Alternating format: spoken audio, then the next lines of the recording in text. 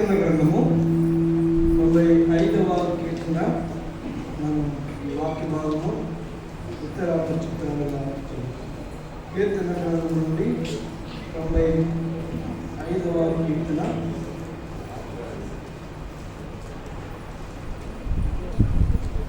మొదటి మనం ఉత్తరాప చిత్రాలుగా చదువుతున్నాం.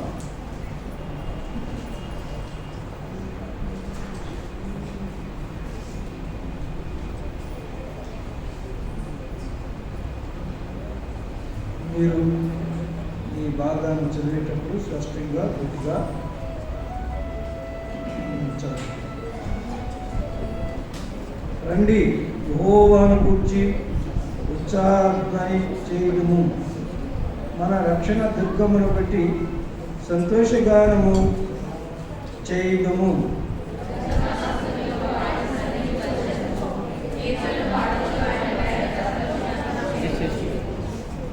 యెహోవా మహాదేవుడు, దేవతలందరికీ పైన మహత్యము గల మహారాజు.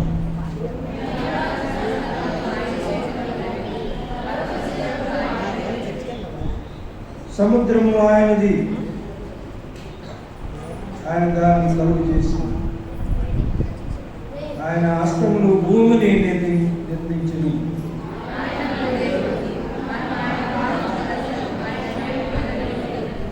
రండి, నమస్కారం చేసి సాగరపడము, మనను సృజించిన యెహోవా సన్నిధిని మోకరించుము.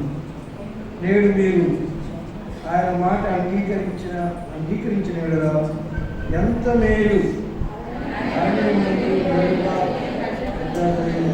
కఠినపరుచుకున్నట్లు మత్స్యాదినమందు కఠినపరుచుకున్నట్లు మీరు దేవులను కఠినపరచుకుని వచ్చగా మీ పితరులను పరీక్షించి శోధించి నా కార్యములను సూచిరి.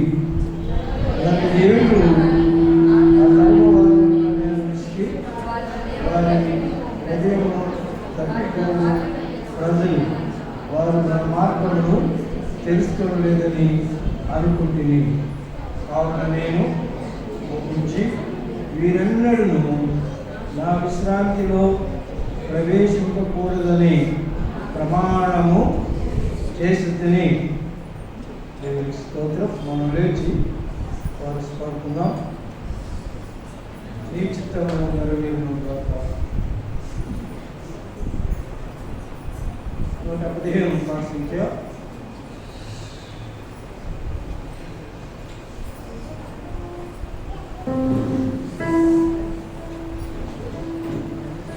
పాట సంఖ్య 115.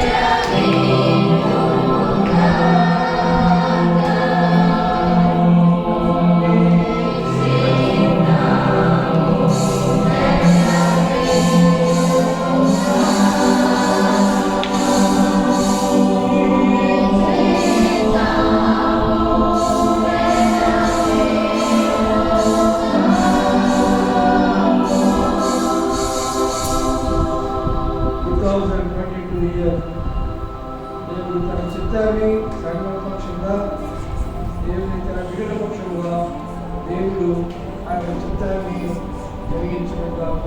ఆమేన్. We wish you happy new year. We wish you happy new year. We wish you happy new year. Happy new year. 2022.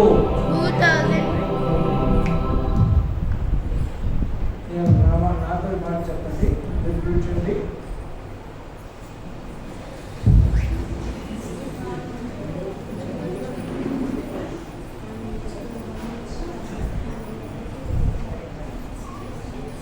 మనందరూ ఒక 5 times చెప్తాం. నా ప్రాణమునకు సేద ఆయనే.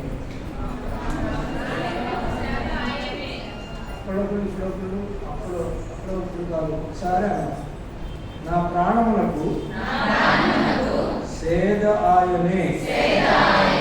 మళ్ళా నా ప్రాణమునకు సేద ఆయనే. 3 నా ప్రాణములకు సేద ఆయనే. 4 నా ప్రాణములకు సేద ఆయనే.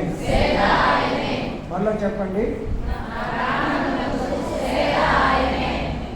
నన్ను నీవు నడిపించుము. నన్ను నీవు నడిపించుము. నన్ను నీవు నడిపించుము. శాంతికర జలములలో నన్ను నీవు నడిపించుము. నా ప్రాణమునకు సేద ఆయన. మన ప్రాణానికి ఏం కలగాలి? సేద అంటే శాంతి, సమాధానం, నెమ్మది అయితే కలగాలని మనం కోరుతాము, ప్రార్థించుకుందాము.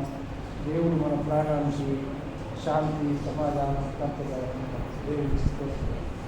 హల్లెలూయా. దయచేసి కూర్చోండి.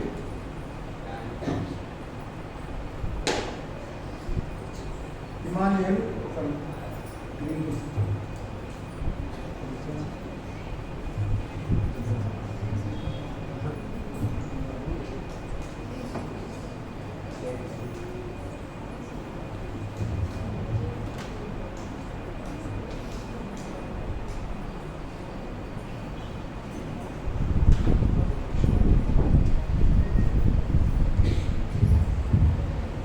యేసుక్రీస్తు నామములో మీ అందరూ కూడా నూతన సంవత్సర శుభాకాంక్షలు.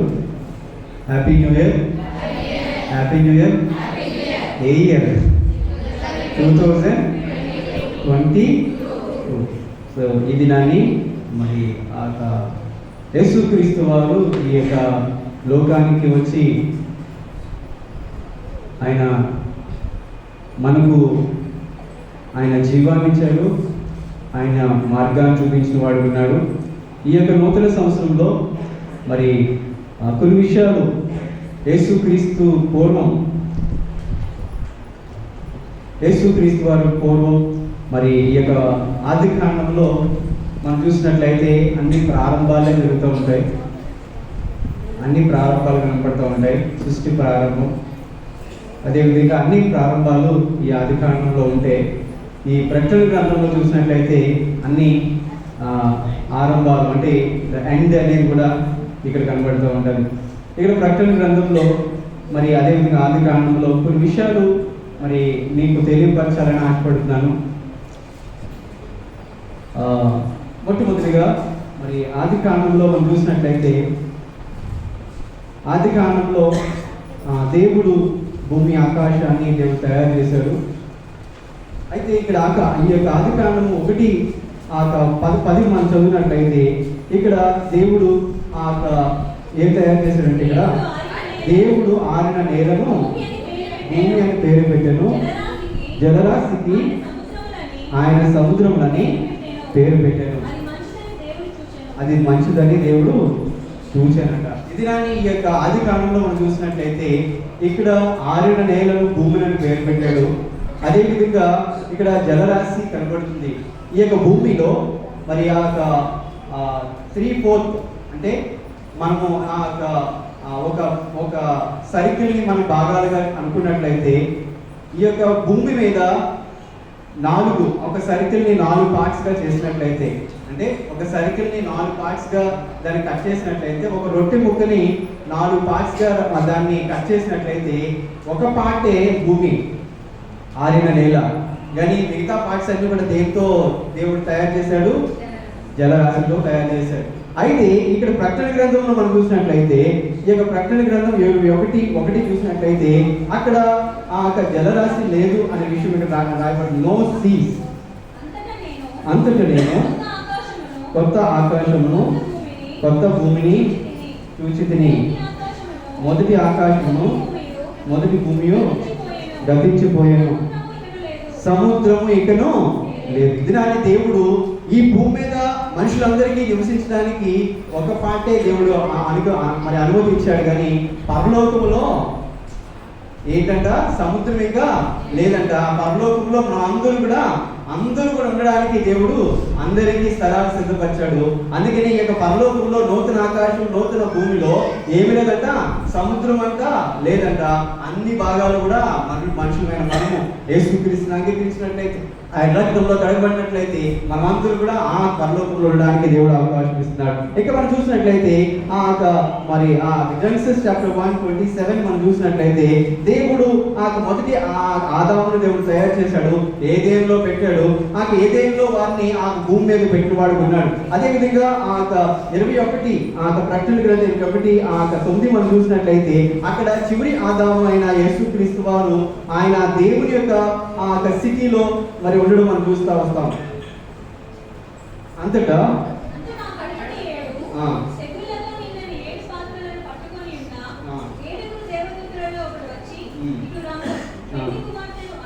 పెళ్లి కుమార్తెను అనగా గొర్రె పిల్ల యొక్క భార్యను నీకు చూపెదనని తనతో చెప్పి, ఈ దినాన్ని దేవుడు ఇక్కడ పరలోకంలో తన యొక్క పెళ్లి కుమార్తెతో సిద్ధపడాలని ఆయన ఆశపడుతున్నాడు. ఇక్కడ మనము ఆదికాండంలో చూసినట్లయితే, దేవుడు ఆదాముని అవ్వని దేవుడు తయారు చేశాడు, తన పోలికగా తయారు చేశాడు. ఎక్కడైతే యేసుక్రీస్తు వారు తన యొక్క వివాహం చేసుకోవడానికి సంఘమైన మన అందరినీ కూడా ఆయన సిద్ధపాటులోను అక్కడ ఆయన ఏమంటాడంటే, రండి ఈ ఇటు రాము పెళ్లి కుమారైను అనగా గొర్రె పిల్ల యొక్క భార్యను.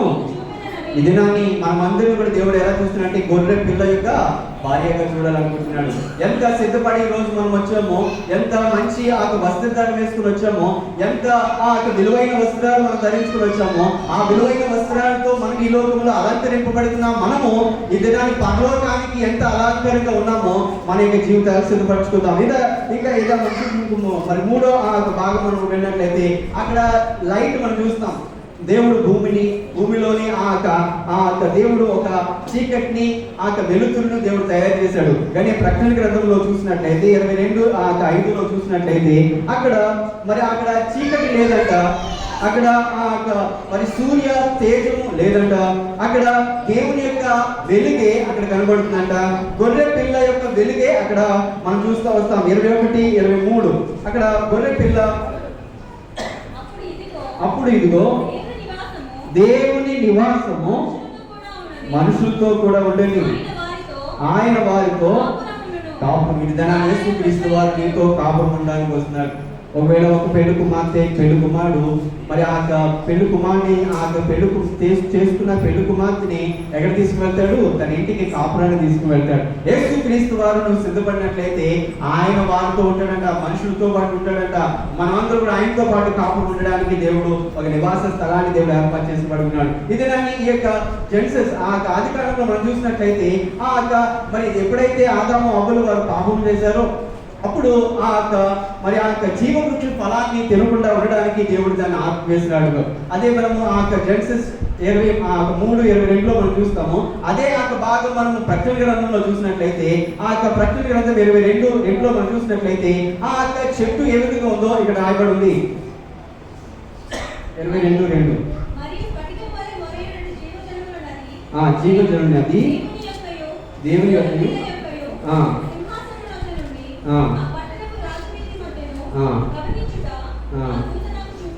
దినాన్ని దేవుడు పరలోకంలో ఏదైతే ఆదాము అవ్వలకు ఈ యొక్క మరి ఆది కాండంలో తినకుండా ఉండడానికి కంచె వేశాడో, ఆ యొక్క ముళ్ళ కంచె వేశాడో, ఇక్కడ ప్రకటన గ్రంథంలో మనం చూసినట్లయితే దాన్ని తినడానికి దానికి వృక్ష ఫలాన్ని దేవుడు తయారు చేసి దాని ఆకులంట మరి మనం చూస్తూ వస్తాము. మరి మన యొక్క మానవుల యొక్క మరి ఆ హీలింగ్స్ కి మరి అది ఎంతో ఆనందకరంగాను మనకి శక్తికరంగా ఉండేటట్టుగా ఉంది.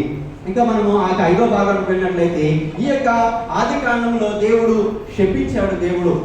దేవుడు ఆ యొక్క ఎప్పుడైతే ఆరిన నేల మరి పాపం చేసిందో దేవుడు ఈ యొక్క ఆది కాండం మనం చూసినట్లయితే శపించినట్టుగా మనం చూస్తాము. అదే విధంగా ప్రకటన గ్రంథం 22:3 మనం చూసినట్లయితే నో మోర్ కర్స్. దినాన్ని ఈ ప్రకటన గ్రంథంలో ఈరోజు శాపముతోను బాధలతోనూ ఇబ్బందులతోనూ మన ఎన్నో రకాల బాధలతో మనం చూస్తూ వస్తాము. ఇక్కడ మరి ఎన్నో ఏ శాపము వచ్చింది. అందుకనే గుడ్డివాడితో అంటున్నాడు. అందరూ కూడా అడుగుతున్నారు, అయ్యా ఈ గుడ్డివాడుగా పుట్టడానికి కారణం ఏంటి? వీడు చేశాడా పాపం, వీరి తండ్రి చేశాడా పాపం, వీడి తల్లి చేసిందా పాపం, వీరి యొక్క పూర్వీకులు చేశాడా పాపం అంటే యేసుక్రీస్తు వారు ఏమన్నారంటే ఈయన చేయలేదు, ఈయన యొక్క పూర్వీకులు చేయలేదు, కానీ దేవుడి నామం మహిమ కొరకే ఈ గుడ్డివాడుగా పుట్టాడు. ఇది నాని ఈ యొక్క కర్సెస్ ఏవైతే ఉన్నాయో ఈ యొక్క ప్రకటన గ్రంథంలో ఈ యొక్క పరలోకంలో మనకి ఆ శాపాలన్నీ కూడా లేని ఆ లోకానికి దేవుడు మనం తీసుకుని వెళ్ళాలని ఆశపడుతున్నాడు. 6వ భాగాన్ని మనం ముందుకు వెళ్దాం. ఇక్కడైతే సాతాను ఆ ఆదాము అవ్వ దగ్గరికి వచ్చి వాడిని ప్రోత్సహిస్తుంది. ఇది తినొద్దన్నాడా దేవుడు, ఇది చెయ్యొద్దన్నాడా దేవుడు అంటే ఇక్కడ అదే ఆ ప్రకటనలో మనం చూసినట్లయితే ఆ సాతాను డిసప్పియర్ అయిందట. 20:10 మనం చూసినట్లయితే అక్కడ సాతాను కనబడట్లేదు. చదువుదాం. వారిని మోసపరిచిన అపవాది అగ్ని గంధం గల ఇది నా నీ అగ్ని గంధం గల ఇది నా నరకాన్ని నీ కోసం కాదమ్మా, నరకాన్ని దేవుడు నీ కోసం తయారు చేయలేదు, కానీ దేవుని యొక్క సింహాసనంలో ఉన్న మరి దూతలు ఏవైతే వాటిని తప్పులు చేస్తాయో వాటి కొరకు దేవుడు తయారు చేశాడు ఆ నరకాన్ని. కానీ ఈ దినాన్ని మనం చూసినట్లయితే మనం యేసుక్రీస్తుని అంగీకరించి యేసుక్రీస్తు వారిని మన హృదయంలో చేర్చుకున్నట్లయితే ఈ యొక్క ఆది కాలంలో చూసిన ఆ పాపం ఏదైతే ఉందో ఆది కాలంలో ఉన్న ఆ సాతానుడు ఎవరైతే ఉన్నాడో అగ్ని గుండంలో కాలబడుతున్నాడు. ఇంకా మనము 7వ భాగంలో వెళ్దాం. ఇక్కడ మరి ఈ యొక్క దేవుడు ఈ యొక్క మరి ఆ యొక్క భూమిని దేవుడు క్షమించిన వాడు ఉన్నాడు. కానీ మరి ఆ ప్రకటన గ్రంథం మనం చూసినట్లయితే దేవుడు ఇక్కడ మనము జెనసిస్ చాప్టర్ 7 మరి 12 మనం చూసినట్లయితే మరి ఆ పనిష్మెంట్ మనం చూస్తాం. దేవుడు మరి చేసిన తప్పుదాన్ని బట్టి వారికి శిక్షణ ఇస్తాడు. కానీ అదే మరి ప్రకటన గ్రంథం మనం చూసినట్లయితే దేవుడు అదే నేలను అదే భాగాన్ని దేవుడు ప్యూరిఫై చేసినట్టుగా ఉంటాం. ఇక్కడ పనిష్మెంట్, అక్కడ ఏంటి ప్యూరిఫికేషన్. ఇక్కడైతే మనకి అన్ని రకాల పనిష్మెంట్స్ మనము అనుభవిస్తూ ఉంటాం, కానీ పరలోకంలో మనకి ఏం కలుగుతుంది? ప్యూరిఫికేషన్. మనం అంతా మన రక్తంలో ఈ రోజు కడగబడినట్లయితే ఆ పరలోకంలో అటువంటి నిత్యమైన మరి వాష్ తో మనం దేవుడు సిద్ధపరచాలని ఆశపడుతున్నాడు. ఇక్కడ మనం చూసినట్లయితే ఎర్త్లీ హోమ్ ఇది ఈ యొక్క ఆది కాండంలో మనం చూసినట్లయితే 2:10 మనం చూసినట్లయితే ఆ ఎర్త్లీ హోమ్ దేవుడు చూశాడు. అక్కడ మనం చూసినట్లయితే ఈ ఎర్త్లీ హోమ్ ఒక రోజు మనం విడిచిపెట్టవలసి వస్తుంది కదండి. ఈ రోజు ఈ లోకంలో ఉన్నాము. మనకి రాత్రి కాలంలో చదివినట్లుగా 70 సంవత్సరాలు, అధిక బలం అంటే 80 సంవత్సరాలు అయినను ఆయాసము, దుఃఖము, బాధలు, కన్నీరే. కానీ ఇదంతా ఎర్త్లీ హోమ్, కానీ అది ఎటర్నల్ హోమ్ అని మనం చూస్తూ ఉంటాము. 22:1 అది నిత్యము మనం నివసించే గృహము. ఈ లోకంలో మనం కొంతకాలం ఉంటాము, మనకు పిల్లలు పుడతారు, మన మనవులు ఉంటారు, మనకంటూ మన ఆస్తులు ఉంటాయి, అంతస్తులు ఉంటాయి. కానీ అక్కడ మనం చూసినట్లయితే నిరంతరము జీవించే ఆ గృహానికి నువ్వు కావాలంటే యేసుక్రీస్తు వారిని నువ్వు అంగీకరించు. ఇక్కడ మనం చూసినట్లయితే అబ్రహాము తన క్షేరాన్ని గురించి ఏడుస్తూ ఉంటున్నాడు. ఇక్కడ జెనసిస్ ఆది కాండము 23:2 మనం చూసినట్లయితే అబ్రహాము ఏడుస్తాడు. తన యొక్క మరి భార్య చనిపోయినప్పుడు ఏడుస్తూ ఉంటాడు. ఇది నాని అబ్రహాము ఈ యొక్క జెనసిస్ లో మనం చూసినట్లయితే ఆది కాండంలో ఏడుపు అనబడుతుంది. కానీ అక్కడ మనం మరి ప్రకటన గ్రంథంలోకి వెళ్దాం. అక్కడ మనం చూసినట్లయితే ప్రతి కన్నీరు దేవుడు చదువుదామమ్మా. 21:4 ఆయన వారి కన్నుల ప్రతి బాష్ప బిందువును తుడిచి వేయనమ్మ చాలు. ఇదినాని ఈ లోకంలో కన్నీరు, ఈ లోకంలో దుఃఖం, ఈ లోకంలో ఎన్ని సంవత్సరాలు వస్తున్నాయండి? 21 వచ్చింది. ఏదైనా మనకి మంచి చేసిందా అంటే ఎంతో మంది నేర్చుకుని వెళ్ళిపోయింది. కోవిడ్, డెల్టా వైరస్ వచ్చి, డెల్టా వేరియంట్ వచ్చి, ఇది నాని మనము దానికంటే ప్రభావితమైన ఆ మరొక వేరియంట్ మనం చూస్తూ వస్తున్నాము. అది మనం తుడుస్తుందో లేదంటే అది మనం ఏం చేస్తుందో తెలియదు. కానీ ఈ దినాన్ని ఈ లోకంలోనే బాధలు, ఈ లోకంలో కష్టాలు, ఈ లోకంలోనే అనుభవిస్తూ ఉంటాం. కానీ దేవుని దగ్గర ప్రతి బాష్ప బిందువును ఇది నన్ను అనుకోవచ్చు, నా కన్నీరు ఎవరు చూడట్లేదు, నా తండ్రి నన్ను చూడట్లేదు, నా తల్లి నన్ను చూడట్లేదు, నా అక్క నన్ను చూడట్లేదు, నా తోడబుట్లే చూడట్లేదు, లేదా నా పక్కవారు చూడట్లేదు అనుకుంటారేమో. ఆయన ప్రతి కన్నీటి బొట్టును కూడా చూసే దేవుడు ఉన్నాడు. అటువంటి దేవుడు మనం ఆరాధిస్తున్నాం. ఇంకా ముందుగా చివరిగా 2 విషయాలు మనం ధ్యానం చేసుకుందాం. ఇక్కడ ఈ నేలను ఆ ఆదికాండంలో చూసినట్లయితే దేవుడు దాన్ని డిస్ట్రాయ్ చేశాడు. ఇక 19 చూసినట్లయితే సొదొమ గొమొర్రాలో దేవుడు ఆ భూమిని ఒక వాల్కెనో లాగా, అంటే వాల్కెనో అంటే ఏంటంటే ఆ వేడి కలిగిన వేడి కలిగిన మనం చూస్తూ ఉంటాము. ఏదైనా ఒక వేడిని మనము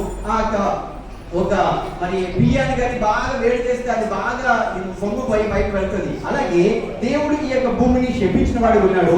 అదే విధంగా ప్రకటన గ్రంథము 21:1 మనం చూసినట్లయితే అక్కడ దేవుడే ఆయన తన యొక్క పరలోకములో ఆయన ప్రెసెన్స్ కనపడుతుంది. ఇక్కడ డిస్ట్రాయ్ చేస్తున్నాడు దేవుడు ఈ భూమిని. అక్కడ దేవుడు ఆ యొక్క ప్రెసెన్స్, దేవుని యొక్క ఆకారం కనపడుతుంది. ఇక్కడ చివరిగా మనం చూసినట్లయితే ఇక్కడ ఈ భూమి మీద మనం ఒక రోజు మనమందరూ కూడా ఈ యొక్క జెనసిస్ చాప్టర్ 50 ఆదికాండం 51-3 మనం చూసినట్లయితే అక్కడ ప్రతి ఒక్క దేవుడు వాగ్దానం ఇచ్చిన ఇశ్రాయేలుని దేవుడు ఏం చేస్తాడంటే తన యొక్క కుమారుడైన వారిని దేవుడు ఏం చేస్తాడంటే కోఫిన్ బాక్స్ లో పెడుతున్నారు. ఏసేపు ఏం చేశారు? కోఫిన్ బాక్స్ లో పెట్టారు. కానీ ఇక్కడ మనం చూసినట్లయితే దేవుని యొక్క సన్నిధిలో మనం నిత్యము ఉంటాము. ఇక బాక్స్ లో కొంతకాలమే ఉంటామేమో, కానీ ఇక్కడ జెనసిస్ రెవల్యూషన్ ప్రకటన గ్రంథం 21:4 మనం చూసినట్లయితే మనలను ఎటర్నిటీ అని అంటున్నాడు. ఇది నువ్వు ఈ లోకంలో యేసుక్రీస్తును అంగీకరించినట్లయితే ఈ భూలోకంలో నీకు బాప్తిస్మం ఇవ్వబడుతుంది, నీవు రక్షణ పొందుతావు, నీవు దేవుని యొక్క మారుమనసు పొందుతావు, పాప క్షమాపణ కలుగుతుంది. కానీ పరలోకంలో దేవుడు నీకు దాచిపెట్టిన దీవెనలు ఎన్నెన్నో. ఇది మనం చూసినట్లయితే ప్రకటన గ్రంథం వెళ్ళి చదవండి. మొదటి అధ్యాయంలో నేను చదివినప్పుడు అక్కడ 7 సంఘానికి దేవుడు యేసుక్రీస్తు వారు రాస్తూ వస్తాడు. టు ఎఫెసియన్స్, టు లవోదిషియా, ప్రతి సంఘానికి రాస్తున్న తర్వాత ఆయన అంటాడు యోహాను ఇటు చూడగానే చాలా భయం వేసిందంట. ఆ బైబిల్లో మనం చూస్తున్నాడు.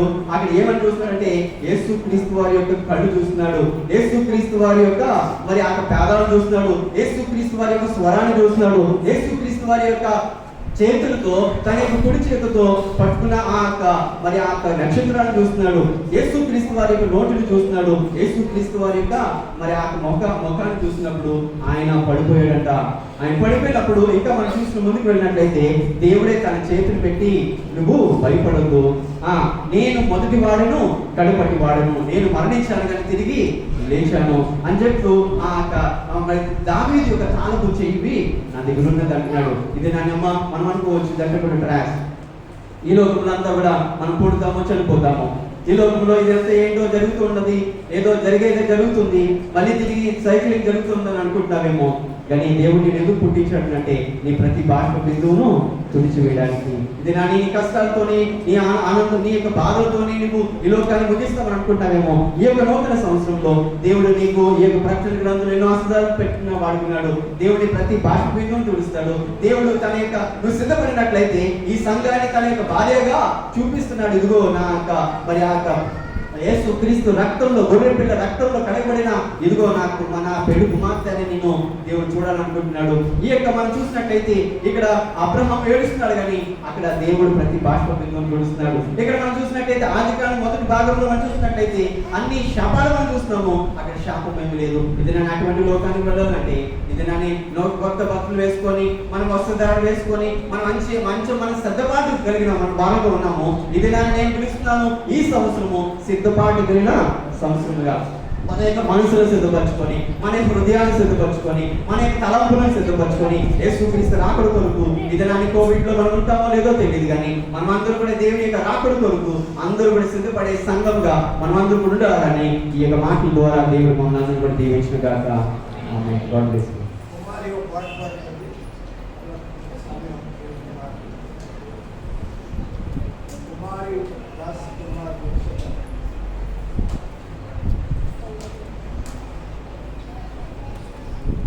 చరణాలు పాడండి.